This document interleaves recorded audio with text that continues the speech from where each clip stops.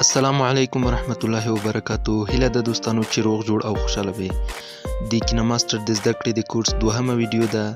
که چېرته تاسو د دې کورس لومړی ویډیو نه وي لیدلې نو تاسو ته دا پیشنهاد کوم چې لومړی لاړ شئ هغه ویډیو وګورئ او بیا راسئ دا ویډیو له موږ سره تر اخره پورې وګورئ. نو ورځو ویډیو شروع کوو.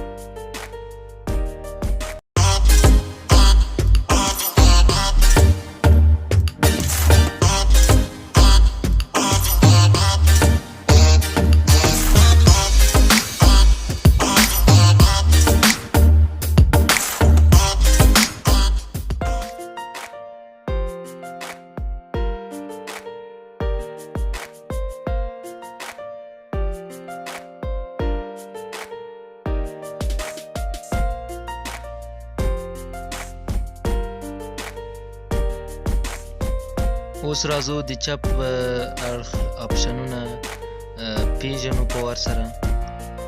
په لومړي اپشن باندې چې کله کلیک وکړئ له ویډیو څخه مو خارجوي. په دویم اپشن چې کله کلیک وکړئ نو کله چې ویډیو مو څه تغییرات مو پکې راوستلي وي غواړئ چې دا تغییرات له منځه یوسئ نو له دې اپشن څخه ورته ګټه اخیستلی شئ، یعنې بیرته غواړئ اما پخواني حالت ته وګرځي نو له دې طرف ویکتور څخه استفاده ورته کولی شئ او په دې بل طرف ویکتور باندې کولی شئ چې بیرته هغه ویډیو راوګرځوئ.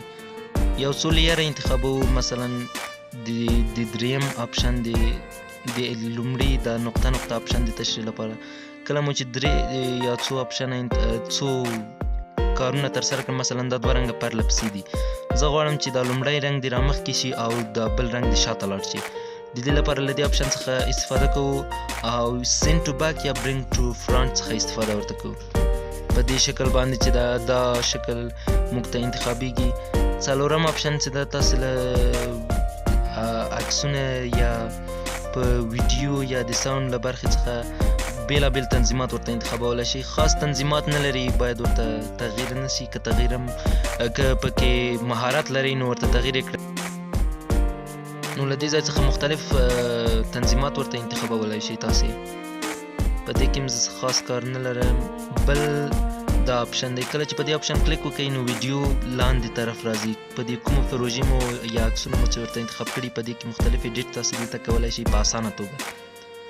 بل له دې لاندیني اپشن څخه تاسې کولی شئ چې د ویډیو عکس په عکس باندې کومه مرحله په مرحله هم چې انتخاب کړي له دې نه ورته استفاده وکړئ. مثلا چې کلیک پې وکړو منځ ته راځو بیا بیخي وروستۍ برخې ته مو لیږي نو له دې اپشن نه د دې په خاطر کلیک کوو. بل د ایکسپورټ برخه ده، هغه ویکتور باندې چې کله کلیک وکړو نو دې پنجرې ته مو بیایي.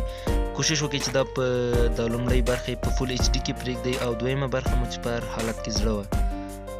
هلته مختلف حالتونه لري، هر حالت چې ورته انتخابولی شئ.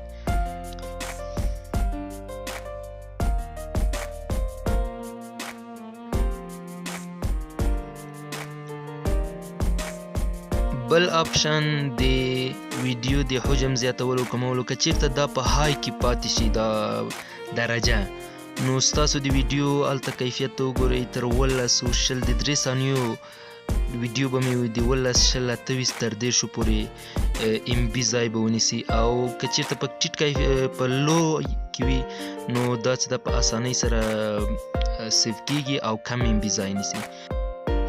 ډیره زیاته مننه چې د دې ویډیو تر پای پورې مو زموږ ملتیا وکړه.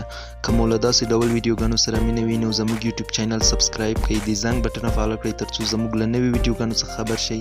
او په اخر کې دا درته وایم چې د دې کورس د دریمې ویډیو منتظر هم پاتې شئ. تر بلې ویډیو پورې مو په لوی او بخښونکي خدای سپارم. پاتې ورځ مو نیکمرغه. د الله پامان.